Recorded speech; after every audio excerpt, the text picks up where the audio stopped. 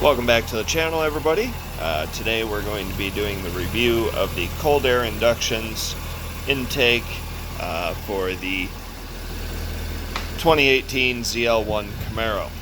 I did opt in for the enclosed carbon. I really do like the look of carbon fiber, and with everything else that this car has going on with the hood being carbon, I've got the carbon dash, the carbon fuel door, slowly converting everything over. So I did opt in for the carbon option. I believe this was a $750 intake. Again, it is enclosed.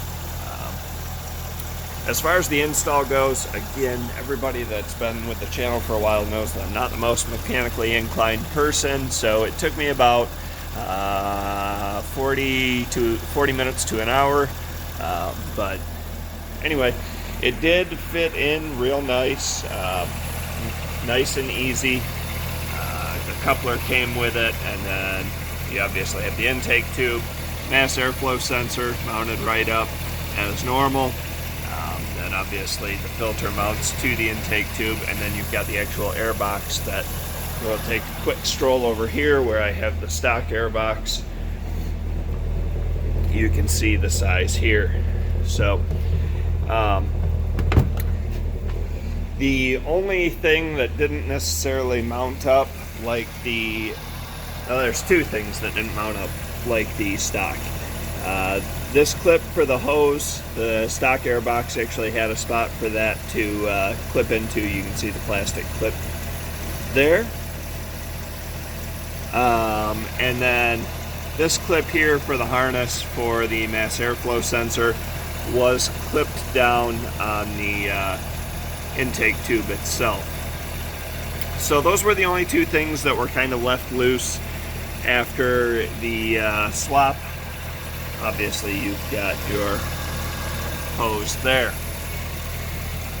As far as the airbox goes, it did fit in the 3 grommets, and it fits real nice. Here you've got the seal for the intake. Sorry, get my hand out of the way. You do have the seal for the intake against the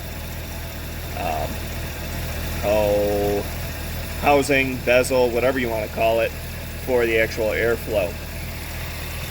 So as far as here, the fitment's good. Here, the fitment's good. The one thing that I ran into an issue with that you only notice if you're aware of it is there's a little gap here. For some reason, this didn't go in far enough. I mean, I've got it in all the way where it's supposed to be, but there's a little bit of a gap here that, you know, again, you have to be aware of it. Otherwise, from a distance, it looks completely fine. So fitment and install, great. You know, you always got to expect a little bit of an error when talking about aftermarket parts. Now, as far as the supercharger noise, we'll see if we can do this. And I don't know how good this is going to mount.